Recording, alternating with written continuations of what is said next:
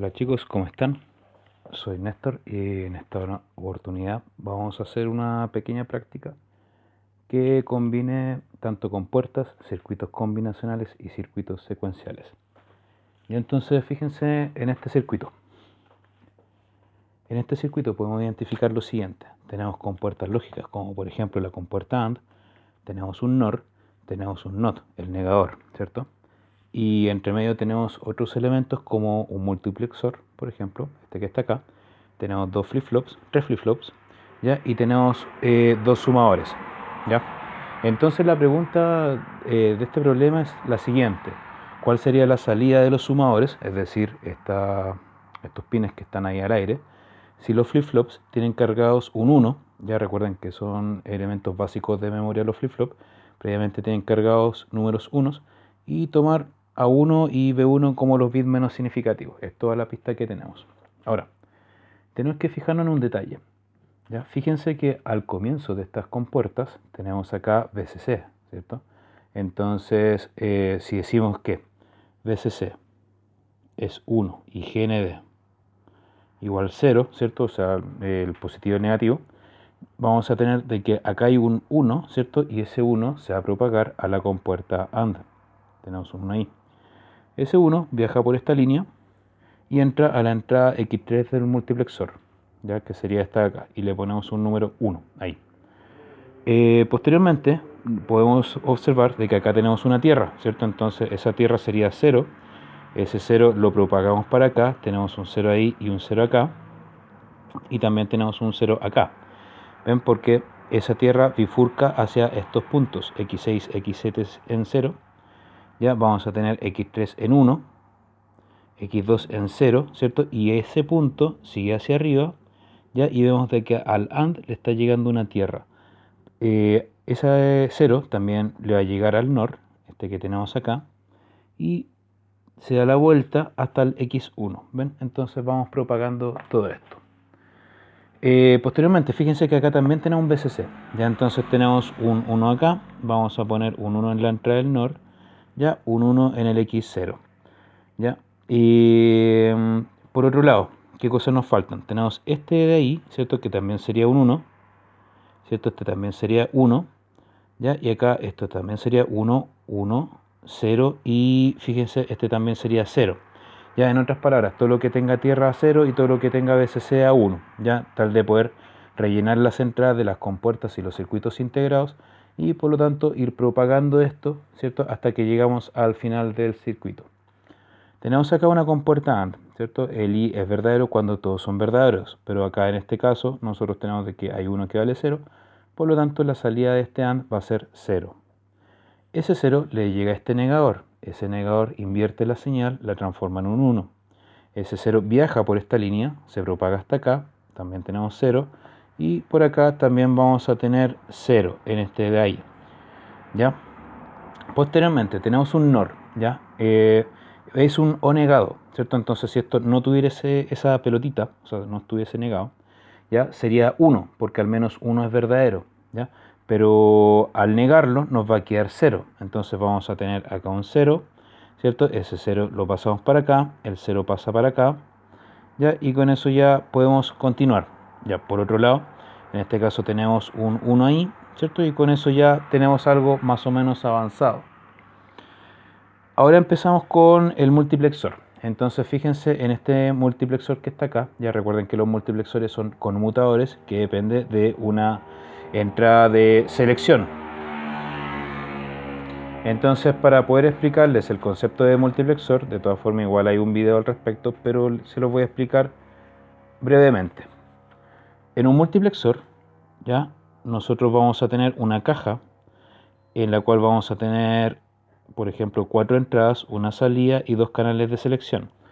¿Ya? Según si se da hacia un lado o hacia otro, puede ser multiplexor o demultiplexor, ¿ya? Pero acá vamos a suponer que tenemos 4 entradas, ¿ya? Que va a ser la entrada 1, la entrada 2, la entrada 3, la entrada 4, ¿ya? El canal de selección 0 y el canal de selección 1 y la salida.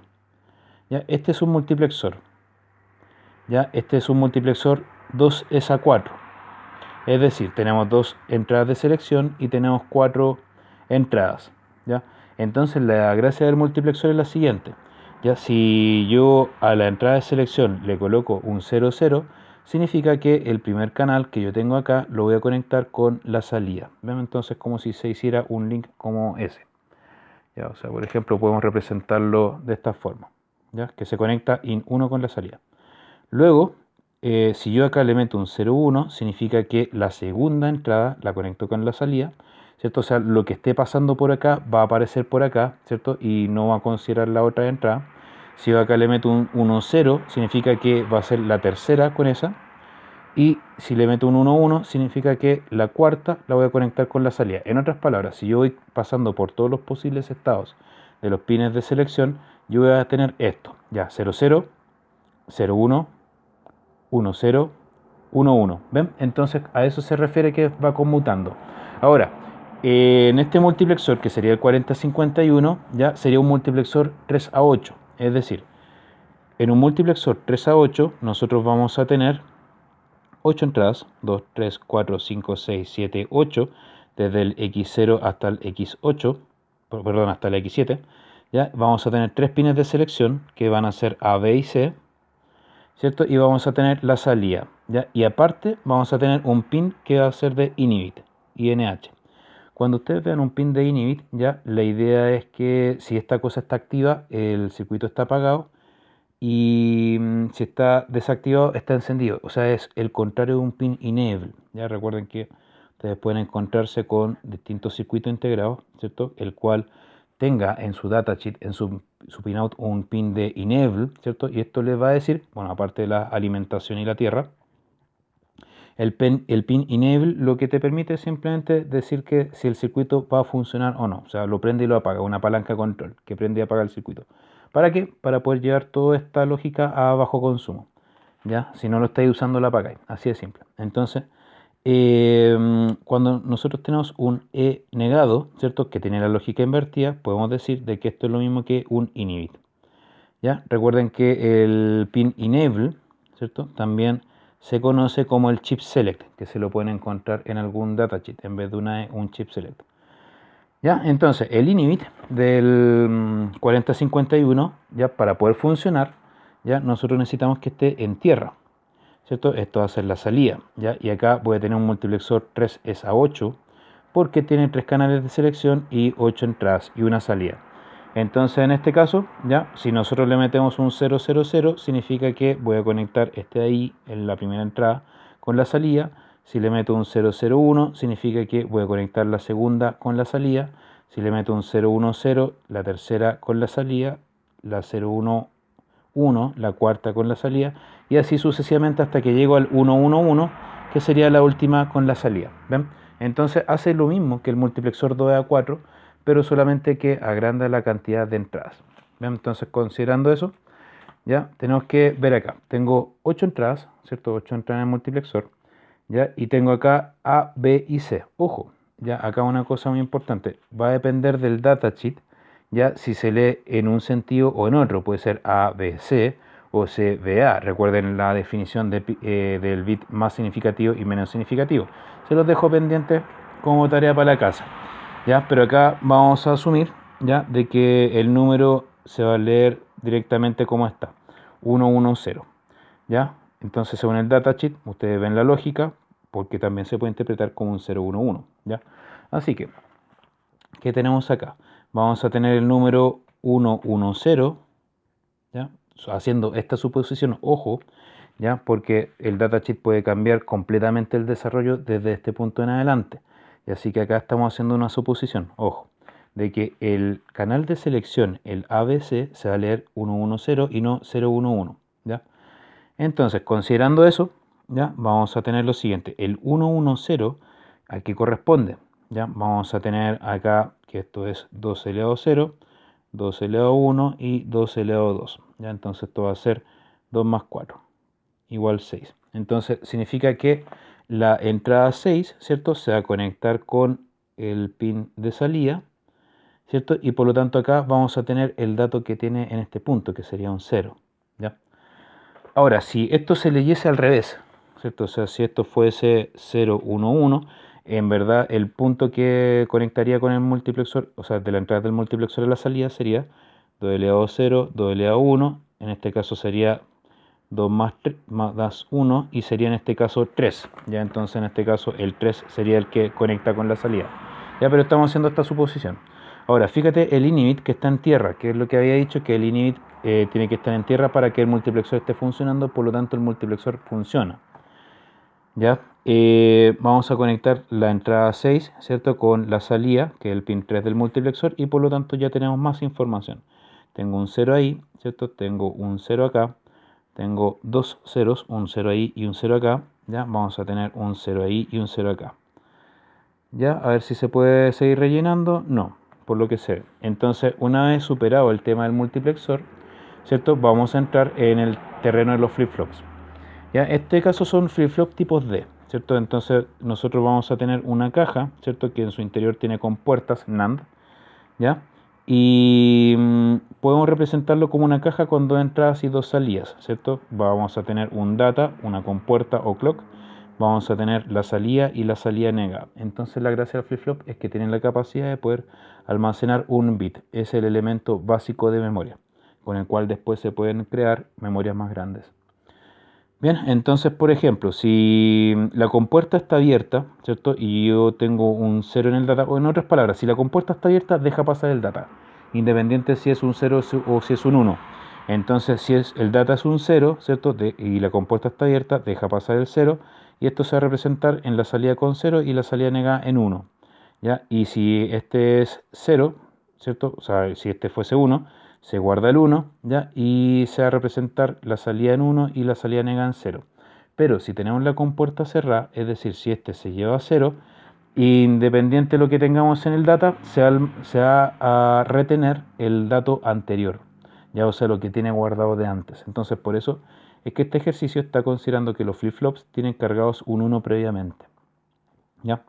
Entonces, ya entendiendo la lógica del flip-flop, ya de todas formas hay un video que se explica más en detalle eso. Procedamos a analizar. Previamente todos los flip-flops, ¿cierto? Tienen un 1 cargado. Entonces tenemos que fijarnos si ya tenemos definida la entrada. Tenemos definido el data y el compuerta o el clock. El data compuerta sí, está definido y este también está definido. Entonces, lo primero que tenemos que fijarnos es en la compuerta. En este caso la compuerta está en 0, por lo tanto la puerta está cerrada. No deja pasar el data.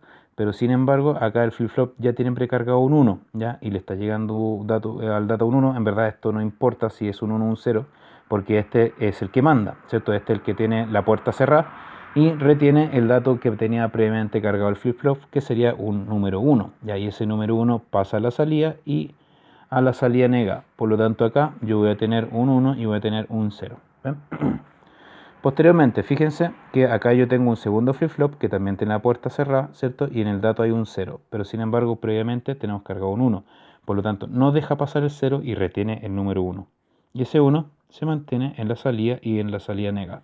Entonces propagamos la señal, ¿cierto? Hasta el sumador. Vamos a tener acá un número 1. Acá vamos a tener un número 0, ¿cierto? Estos dos están en 1, ¿ya? Y estos dos van a estar en 0.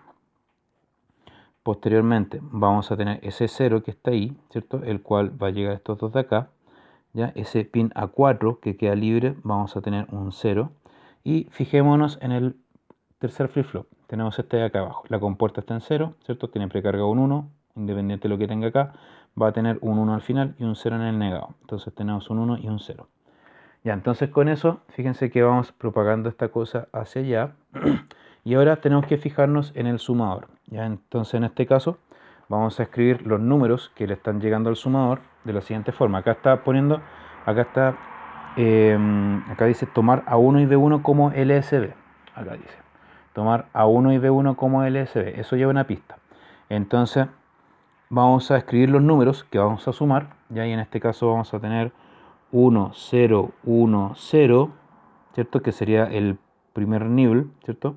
Que sería en este caso el menos significativo, ¿ya? Pero en este caso si A1 es el menos significativo, es el que tiene que ir hacia la derecha. Entonces, eso omítanlo, ¿ya? Vamos a hacerlo de la siguiente forma.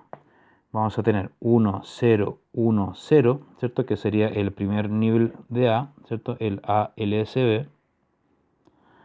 Y después vamos a tener 0000, que sería el más significativo, 0000. ¿Ya? Entonces, y eso sería el A más significativo. Ahora, ¿por qué lo hago de esa forma? Fíjense que tenemos dos sumadores, ¿cierto?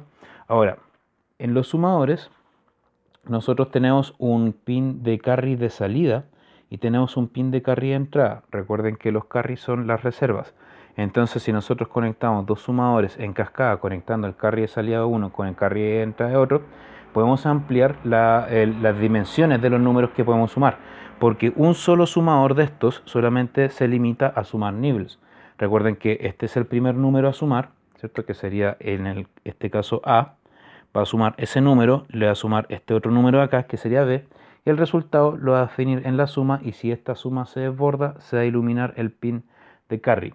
¿Ya? Pero por ejemplo, si yo quiero sumar números de 8 bits, ¿cierto? O sea, el doble capacidad de esos números de ahí, yo tengo que conectar dos sumadores, ¿cierto? En forma de cascada, y vamos a tomar el menos significativo, el nivel menos significativo acá, y el nivel más significativo acá, ¿cierto? Todo va a depender de cómo se conecta el carry de salida con el carry de entrada.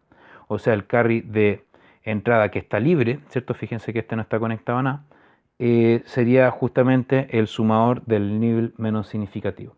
Entonces, por lo tanto, ¿qué es lo que tenemos acá? Tenemos que vamos a formar el número A como 1010, ¿cierto? 1010 y el 0000, que sería este de acá. Formemos el B. El B va a ser 1100, ¿ya? Y acá vamos a tener 0010. 0010. Ahora, ¿por qué lo hice en ese orden? Por la indicación que aparece ahí, tomar A1 y B1 como bit menos significativo. Pero para más detalles, ya refiérase al datasheet. Esto es solamente una suposición para poder entender conceptualmente el funcionamiento de todos estos dispositivos. Ya, entonces vamos a sumar eso. Ya esto va a ser el BMSB, ¿cierto? En verdad no bit, sino que nibble. ¿Ya? Pero se entiende la idea. Este va a ser el A, la porción de A menos significativa, la más significativa, el B más significativo y el A menos significativo. Entonces tenemos el B menos significativo. Ya, vamos a sumar esos dos, ¿cierto? Entonces, ¿qué es lo que vamos a obtener? 1 más 1 va a ser 0, ¿se desborda? Sí. Entonces le ponemos reserva. 1 más 0 más 1 va a ser 0, ¿se desborda? Sí. Vamos a tener 1 más 1 es 0, ¿cierto? ¿Se desborda? Sí. Recuerden que estoy sumando en binario, por eso 1 más 1 es 10, no es 2. Ya, 2 es en el sistema decimal. Yo acá estoy en binario. Entonces 1 más 0 va a ser 1, se desborda no, ¿cierto? Vamos a tener 0 más 0 es 0, 0 más 0 0, 0 más 1 1, 0 más 0 0. Y con eso yo lo separo en dos nibbles, ¿cierto? Voy a tener el sumatoria menos significativo y voy a tener el sumatoria más significativo. ¿Ya? Y esos son los números que van a ir acá. ¿Ya? Entonces voy a tomar el menos significativo y vamos a empezar a rellenar. Vamos a tener 0, 0, 0, 1, ¿cierto? Y después 0, 0, 1, 0. Ahora, te preguntáis, ¿se desborda la suma? Ya, porque eventualmente, imagínate que vaya a sumar el FF, que sería puro 1, con otro FF que son puro 1. Obviamente esta cuestión, al sumarla, se te va a desbordar y te va a quedar un bit extra dando vuelta. O sea, el resultado te va a quedar en 9 bits en vez de 8 bits. Entonces, si se te desborda, se ilumina el carry, ¿cachai? Que sería esta de acá. Pero como no se desborda, ¿cierto? Entonces el carry no se ilumina. ¿Ven? Y con eso se finaliza el ejercicio. ¿Ven? Ahí tienen como una visión general, ¿ya? De todas formas, si tienen alguna duda, si encuentran algún error en el video, cualquier cosa, mi correo nestor.balomino@gmail.com. Espero que estén muy bien. Un abrazo, hasta luego. Chao, que les vaya bien.